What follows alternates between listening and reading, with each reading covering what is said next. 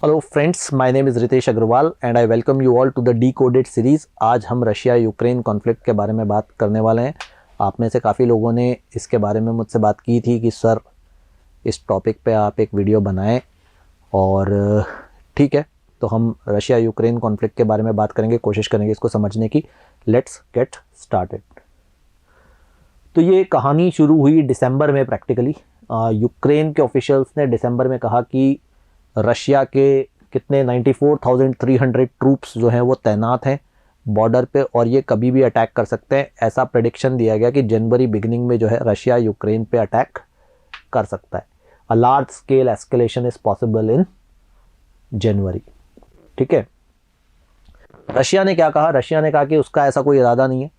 ठीक है, और बेसिकली रशिया ने ऐसा सिग्नल दिया कि ये जो ट्रूप्स तैनात किए गए हैं ये वेस्ट पर प्रेशर बनाने के लिए है कि यूक्रेन को नाटो में शामिल ना किया जाए।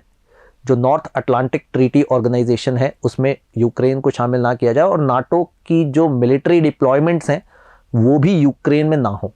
ठीक है, यानी नाटो का एक्सपेंशन टू यूक्रेन ना हो। तो observers interpret the troop buildup as a demonstration by Vladimir Putin that Russia is prepared to raise the stakes to convince NATO to respect Moscow's red lines। Basically कुल मिलाकर के Russia अपनी जो demands मनवाना चाहता है उन डिमांड्स की seriousness जताने के लिए उन्होंने इतने ट्रूप्स डिप्लॉय किए, ऐसा रशिया ने कम्युनिकेट किया। अच्छा, अब थोड़ा बैकग्राउंड देखते हैं कि ऐसा हुआ क्यों, क्या रशिया और यूक्रेन के बीच में क्या प्रॉब्लम है, नाटो का क्या एंगल है, यूएसए का क्या एंगल है, ये कहानी कहाँ से शुरू होती है। तो ये कहानी शुरू होती है बहुत पुरानी। यूक्रेन किसी ज़माने में रशिया का हिस्सा था, जो हमारा सोवियत यूएसएसआर था उसका हिस्सा हुआ था, और 91 में यूक्रेन जो है वो आज़ाद हो गया, अलग हिस्सा बन गया, रशिया का पार्ट नहीं रहा। ठीक है, अब यूक्रेन की अगर आप ज्योग्राफिकल पोजीशन देखोगे, मैप पे अगर आप यूक्रेन को देखोगे तो एक तरफ रशिया है, दूसरी तरफ यूरोप है। तो यूक्रेन हमेशा एक बीच में एक टसल रहता है कि यूक्रेन किसकी तरफ जाए, यूरोप की तरफ जाए या रशिया की तरफ जाए। और यूक्रेन ने अपना रास्ता चुना यूरोप की तरफ। Country move to shed its Russian imperial legacy and forge increasingly close ties with the west. ठीक है, तो 2014 में क्या हुआ? 2014 में जो यूक्रेन के प्रेसिडेंट थे उस समय, मिस्टर विक्टर यानुकोविच, इन्होंने एक पैक्ट जो यूरोप के इनको और करीब ले आता उसे ठुकरा दिया, क्योंकि ये रशिया के करीब ही रहना चाहते थे। तो यूक्रेन में हो गया प्रोटेस्ट। यूक्रेन में उस समय जो प्रोटेस्ट हुआ उसे यूरो मैदान प्रोटेस्ट कहते हैं, यूरो मैदान प्रोटेस्ट। इस प्रोटेस्ट के तहत अल्टीमेटली उनको रेजिग्नेशन देना पड़ा, उनको अपनी पोजीशन छोड़नी पड़ी 2014 में। जब ये पूरा कार्यक्रम हुआ तो उसी दौरान रशिया ने यूक्रेन पे अटैक कर दिया और यूक्रेन से क्रेमिया को छीन लिया। एक बहुत बड़ा लैंड मास क्रेमिया को रशिया ने एक्वायर कर लिया। ठीक है, इसके अलावा यूक्रेन के जो ईस्टर्न रीजन है वहां पर बहुत सारे रेबल्स ने यूक्रेन के अगेंस्ट मुहिम छेड़ दी, और यूक्रेन ने आरोप लगाया रशिया पे कि रशिया जो है यूक्रेन के ईस्टर्न रीजन में इन रेबल्स को सपोर्ट कर रहा है, जिसे रशिया ने डिनाई किया, but that is the reality. ठीक है, तो एक रीजन है यूक्रेन के ईस्ट में डॉनबैस, जहां पे काफी जाने जा चुके हैं, 14,000 लोग मर चुके हैं इन रेबल्स की पूरी कार्यक्रम की वजह से। 2-4 और रीजन्स हैं जहां पर बेसिकली आज भी रशिया के सपोर्ट से ये इंसर्जेंट्स जो हैं वो एक्टिव है। इनके बीच में एक डील करवाई गई। बेसिकली फ्रांस ने बेसिकली ये जो पीस डील थी 2015 में, इसे मिन्स्क अकॉर्ड्स कहा गया। मिन्स्क अकॉर्ड्स जो है वो साइन करवाए गए, और मिन्स्क अकॉर्ड्स रशिया और यूक्रेन के बीच में हुए। It was a diplomatic coup for Ukraine, for Russia. ठीक है, इस अकॉर्ड के थ्रू जो है यूक्रेन को ये कहा गया कि आप जो है वो काफ़ी रेबल्स को एमनेस्टी दो और ईस्टर्न रीजन्स को बहुत सारी ऑटोनॉमी दो। ठीक है, ऐसा तय किया गया।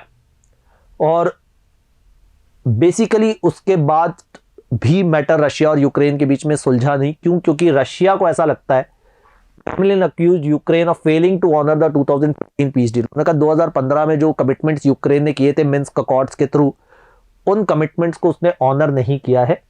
इसके अलावा रशिया ने क्रिटिसाइज किया है यूएस को और जो बाकी वेस्टर्न पावर्स को है कि उन्होंने यूक्रेन को हथियार सप्लाई किए, उन्होंने यूक्रेन के साथ जॉइंट मिलिट्री डील्स किए, उन्होंने यूक्रेन को इतना पावर दिया है कि यूक्रेन ना सिर्फ ईस्ट के रेबल्स को फाइट कर सकता है बल्कि रशिया को भी अपोज कर रहा है। और यूक्रेन ने इसके फिर रशिया पे आरोप लगाए हैं कि वो सीज फायर वायलेशन कर रहा है, वो ईस्ट में सेपरेटिस्ट को सपोर्ट कर रहा है। तो ये पूरा मुद्दा भी चल रहा है। अब रशिया को क्या चाहिए, व्हाट डज मॉस्को वांट? देखो, आपको याद हो तो जब हम चाइना और हांगकांग के बारे में बात कर रहे थे तो हमने कहा था कि चाइना के जो प्रीमियर हैं शी जिनपिंग साहब, इनका एक विजन है वन चाइना, जिसके तहत ये चाहते हैं कि हांगकांग भी हमारा हो, ताइवान भी हमारा हो, और ना जाने कितनी कितनी इनकी टेरिटोरियल एम्बिशंस है। कुछ इसी तरह का विजन व्लादिमीर पुतिन ने भी एक आर्टिकल में दिया था। उन्होंने कहा कि जो रशिया और यूक्रेन के लोग हैं ये वन पीपल है, एक इनका कल्चर है, एक इनकी लैंग्वेज है, एक इनकी हेरिटेज है। तो बेसिकली उनके कहने का मतलब था यूक्रेन तो हमारा ही है, यूक्रेन जो है और रशिया है वो सब एक ही बात है। मैं सोचता हूँ इंडिया के साथ भी अगर ऐसा हो कि हम कहें कि भाई वन इंडिया, और अशोका के साम्राज्य के दौरान जो भी लैंड्स थी, ठीक है, हम पाकिस्तान, बांग्लादेश और मे बी सेंट्रल एशिया और वो सारे पार्ट्स को अपना टेरिटरी माने, ठीक है, तो it's kind of rhetorical. Anyways, तो उन्होंने मॉस्को को क्या चाहिए, मॉस्को को यूक्रेन चाहिए, ठीक है। फिलहाल उन्होंने डिमांड ये कही है कि यूक्रेन की जो एस्पिरेशन टू ज्वाइन नाटो है वो एक रेड लाइन है हमारे लिए, हम ये बिल्कुल बियर नहीं कर सकते। हमारे नज़र में ये चीज़ एक इम्पॉसिबल है कि यूक्रेन नाटो का हिस्सा बन जाए। अगर यूक्रेन नाटो का हिस्सा बनता है तो वो हमारे लिए खतरे की घंटी, it basically represents a red line for us. इसके अलावा जो नाटो मेंबर्स हैं जो मिलिट्री ट्रेनिंग सेंटर्स यूक्रेन में लगाना चाहते हैं वो भी हम अलाउ नहीं कर सकते, क्योंकि एक बार वो अलाउ कर दिया then it will be western powers at our doorstep, ठीक है।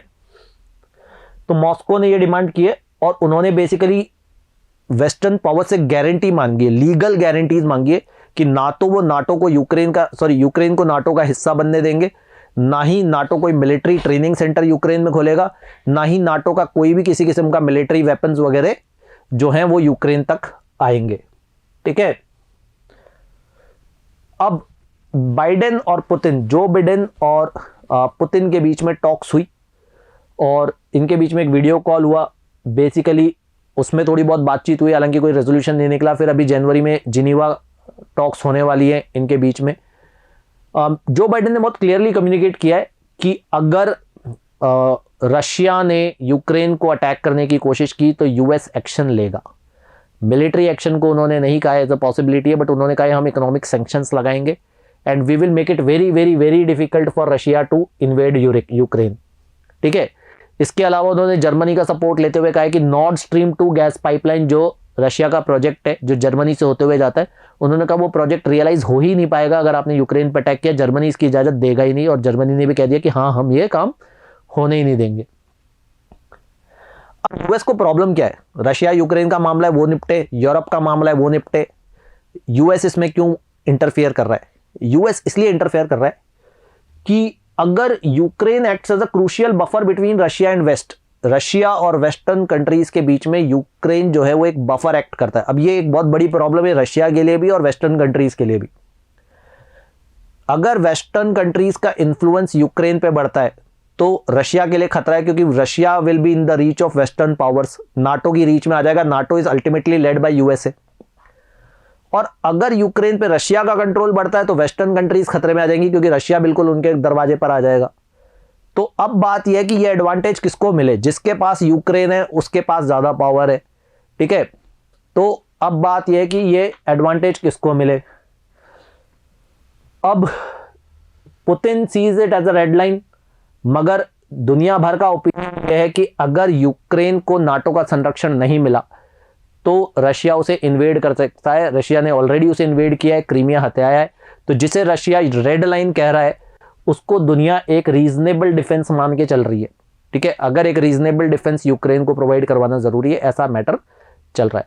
तो मिन्स्क अकॉर्ड्स हालांकि 2015 में साइन हो चुके हैं, बट उसके बाद भी शांति है नहीं, इन्वेजन की सिचुएशन है, डिप्लोमेटिक एफर्ट्स चल रहे हैं, सिचुएशन इज वेरी टेंस।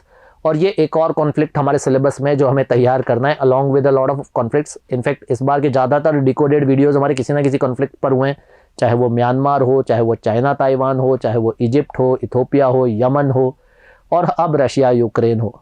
ठीक है। सो बट समवेयर, जैसा मैंने क्लासेस में भी कहा है कि I have a gut feeling कि कहीं ना कहीं कोई ना कोई कॉन्फ्लिक्ट इंपॉर्टेंट हो सकता है।